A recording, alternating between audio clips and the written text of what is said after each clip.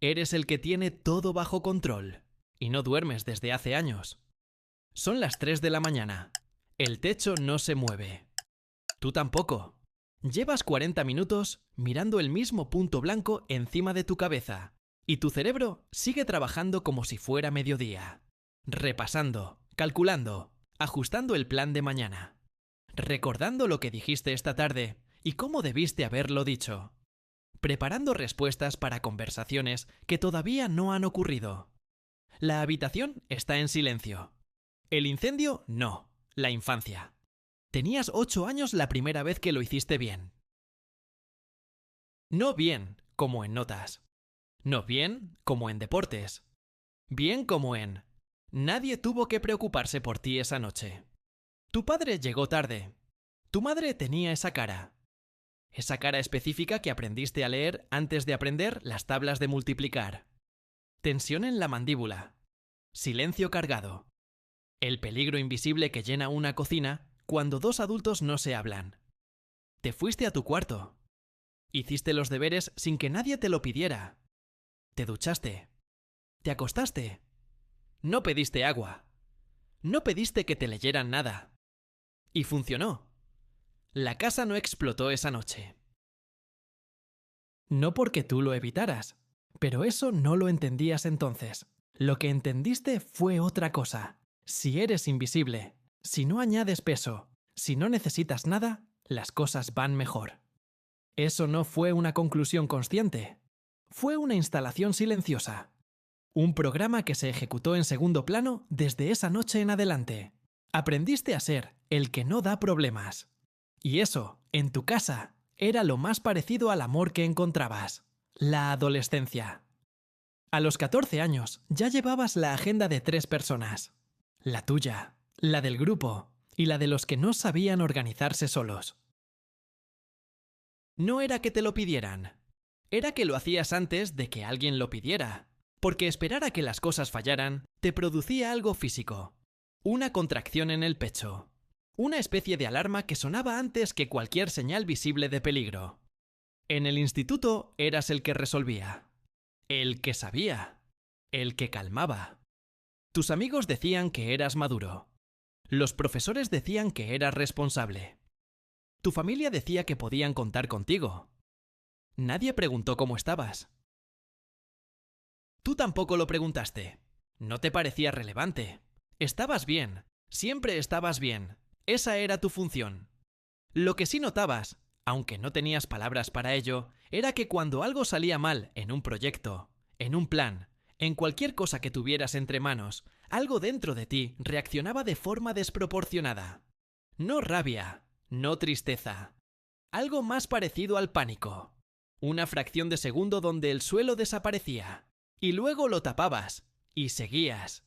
Eso también lo aprendiste a hacer con rapidez. Un segundo de pánico. Después, cara de piedra. Después, soluciones. A los 16 años ya eras experto en esa secuencia. La entrada en el rol adulto. La universidad fue el primer escenario donde pudiste ser esa persona a escala real. Trabajos en grupo donde tú redactabas el informe final aunque no fuera tu turno. Compañeros que llegaban tarde a las reuniones porque sabían que tú ya tendrías todo preparado. Profesores que te ponían de referencia delante de los demás. Salías de clase y organizabas tu semana en una hoja. Cada hora contaba. Cada hueco tenía un propósito. Dormías 5 horas, a veces 4. Tu cuerpo protestaba de formas menores. Dolor de cabeza persistente que ignorabas, tensión en los hombros que normalizaste, un zumbido de fondo que asociabas con el cansancio, pero que nunca desaparecía del todo, aunque durmieras. Tenías relaciones, amigos, alguna historia de pareja. Pero había algo que no funcionaba del todo en esos espacios. Cuando alguien te preguntaba cómo estabas de verdad, sin el protocolo social de la pregunta, sentías que no sabías responder. No porque mintieras, sino porque genuinamente no tenías acceso a esa información. ¿Cómo estoy? Bien. ¿Ocupado? Adelante. Esas eran tus 3 respuestas. Rotaban. Cubrían todo el espectro.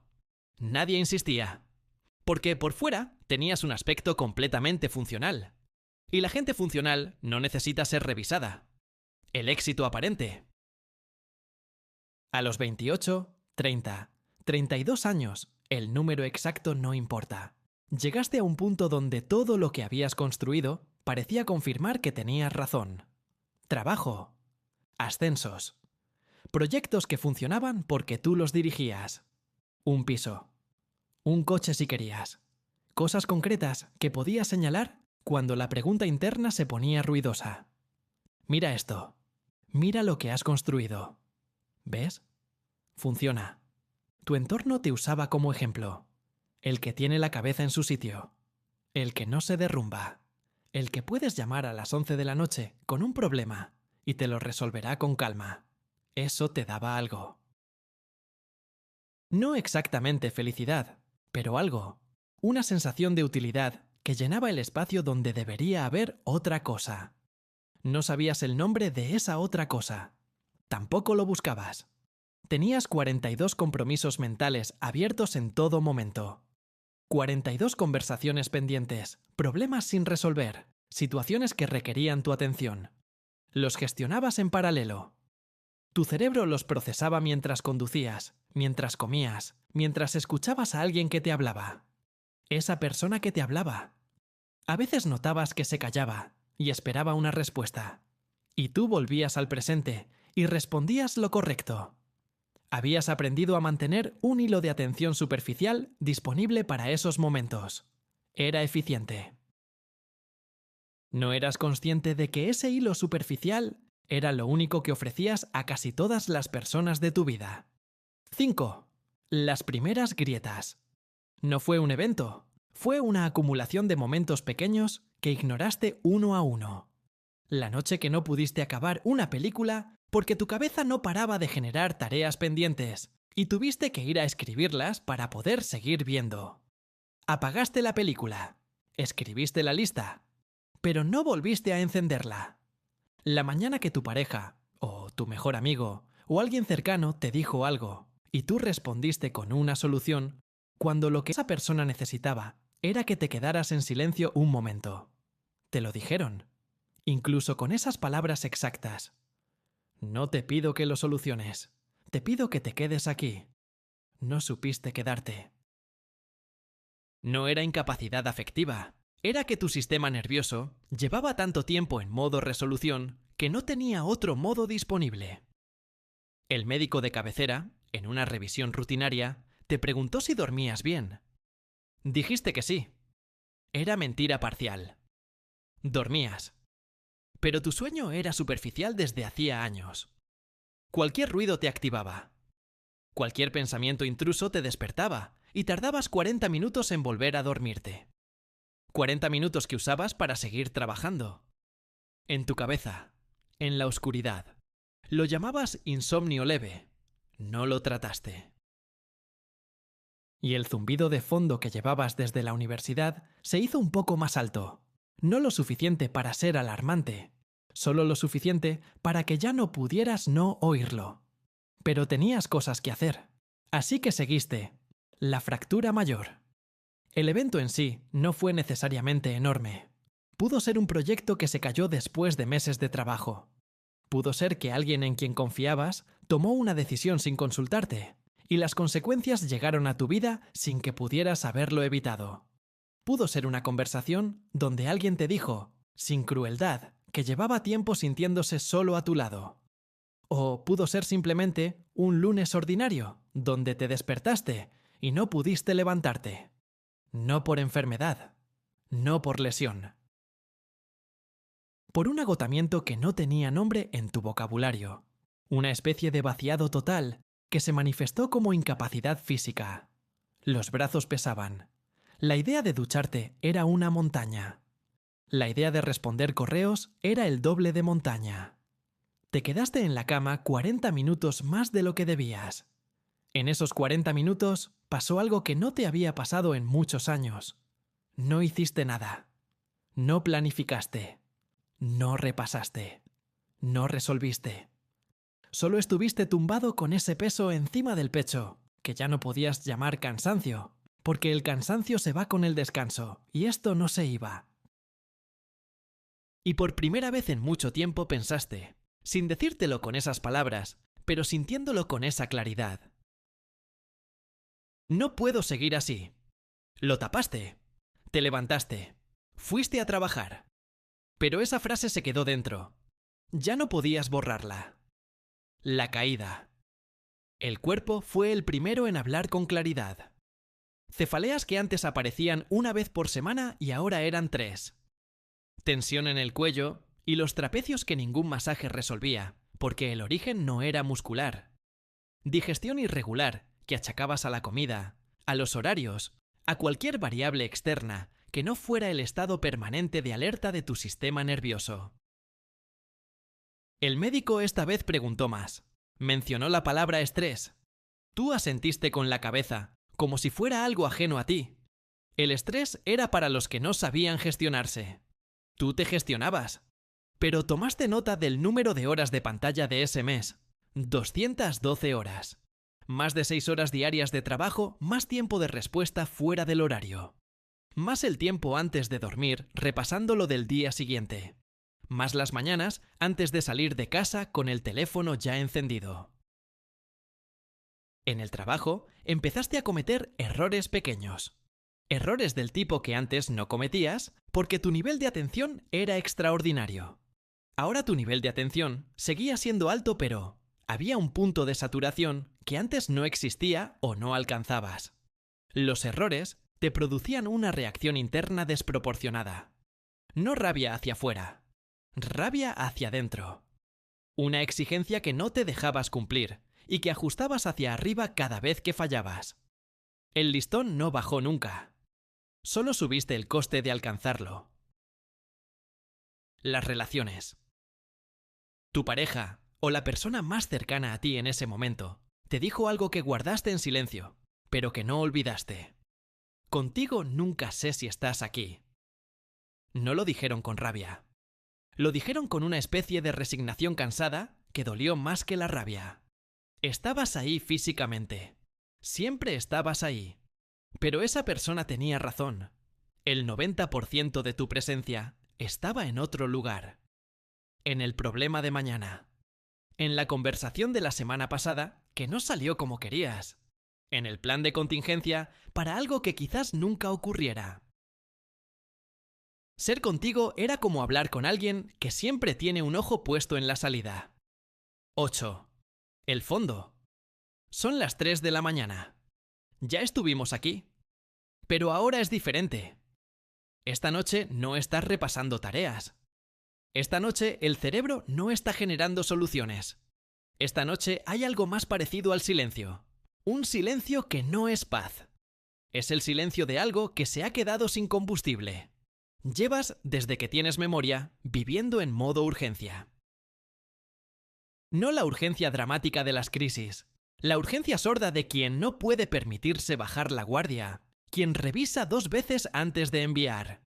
Quien llega antes para asegurarse de que todo está en su sitio. Quien nunca deja que nada dependa de otro, porque la experiencia le enseñó que los otros fallan. ¿Cuántos años? Cuentas. Desde los 8. Desde esa noche en la cocina. Desde que aprendiste que la calma era una responsabilidad tuya y no un estado al que tenías derecho. 25 años. Quizás 30. 30 años viviendo como si existiera una amenaza que nadie más puede ver y que solo tú puedes mantener a raya. Y la pregunta que llega esta noche, la que no puedes apartar, es esta. ¿Qué estás protegiendo? Miras tu vida, el trabajo, el piso, las responsabilidades, las personas que dependen de ti, que te necesitan, que te usan como referencia de estabilidad.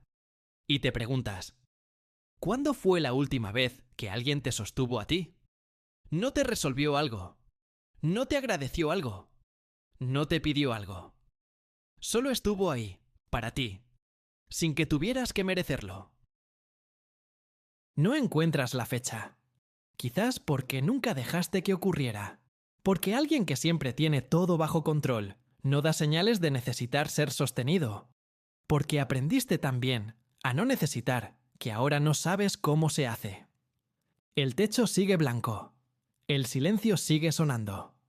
Y por primera vez en 30 años, no tienes un plan para las próximas 2 horas. 9. Las consecuencias. Hay 2 versiones de lo que ocurre de...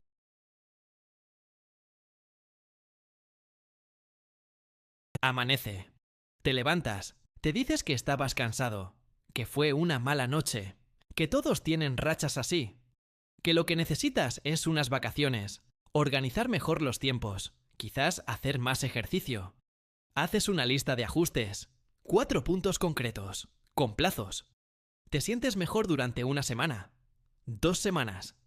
El control regresa. El zumbido baja un poco, y luego sube otra vez. Y en 3 meses estás de vuelta en el mismo punto, pero un poco más abajo. El cuerpo un poco más deteriorado. Las relaciones un poco más distantes. El margen entre tú y el borde un poco más estrecho. Sigues funcionando. Siempre funciones. Eso no lo pierde quien tiene el patrón que tienes tú. Pero a los 55, en una revisión que ya no es rutinaria, alguien con bata blanca te dice algo que no esperabas escuchar. Y piensas en esta noche. En el techo blanco. En la pregunta que no contestaste. Y entiendes que tenías una oportunidad y la gestionaste. ¿Cómo gestionas todo? Hacia adentro. Sin resolverla. La segunda versión. No haces una lista. Esta vez, por una vez, te quedas con la pregunta. No buscas la respuesta de inmediato. No la conviertes en un proyecto. No le asignas plazos. Solo te permites no saber por unos días. Buscas a alguien, no para que te solucione nada, para hablar con alguien que entiende lo que ocurre cuando un sistema nervioso lleva décadas funcionando en alerta permanente. Un psicólogo. Un médico que vaya más allá de los síntomas físicos. Alguien que conozca el mecanismo. El proceso no es rápido, no es cómodo. Hay conversaciones donde no puedes ponerte en modo solución, y eso te desespera. Hay momentos donde la única tarea es sentir algo que llevas 30 años aplazando, y descubres que aplazarlo no lo hizo desaparecer. Pero hay algo que ocurre, gradualmente, que no esperabas. Empiezas a dormir. No perfectamente, no siempre, pero de otra manera, con menos interrupciones, con menos repaso nocturno, con menos sensación de que el mundo se cae si no lo sostienes tú. Y una noche, a las 11, apagas el teléfono sin revisar nada pendiente. Y el techo es blanco. Y el silencio es silencio. Y no tienes que hacer nada con eso. Lo que construiste, lo que costó. 30 años de rendimiento sostenido. 0 bajas laborales por agotamiento. 0 proyectos abandonados. 0 personas que puedan decir que les fallaste de forma visible. 212 horas de pantalla al mes durante al menos 10 años. Más de 25.000 horas de vigilancia que nadie pidió y que tú ofreciste porque no sabías no ofrecerla. 4 o 5 horas de sueño real por noche durante casi 3 décadas. No 5, 4. Quizás menos. Una capacidad de concentración y resolución que pocas personas tienen. Una capacidad de estar presente, de verdad presente, que casi no existe. Lo que ganaste, reputación, reconocimiento, la certeza de que puedes con todo, la prueba constante de que eres capaz. Lo que perdiste, el conocimiento de lo que quieres cuando nadie te necesita, la habilidad de pedir ayuda sin sentirlo como un fracaso, el acceso a tu propio estado interior en tiempo real, la versión de ti que existe cuando no hay nada que gestionar, la verdad incómoda. El control no te dio seguridad, te dio la ilusión de seguridad. Y esa ilusión tuvo un precio que pagaste en moneda invisible. Tiempo de sueño, presencia real, intimidad, acceso a ti mismo. El sistema funcionó. Eso es lo más difícil de ver. Funcionó tan bien, durante tanto tiempo, que nunca tuviste razones suficientes para cuestionarlo. Cada éxito confirmaba que ibas por el buen camino. Cada crisis que evitaste parecía justificar el coste. El problema no era que el sistema fallara. El problema era que el sistema era demasiado caro y tú pagabas con lo que tenías. Sin inventario, sin mirar el balance. La pregunta no es si puedes seguir así. La pregunta es ¿a qué precio? ¿Y quién paga, además de tú? Antes de cerrar esta ventana, si llegaste hasta aquí, probablemente no fue casualidad.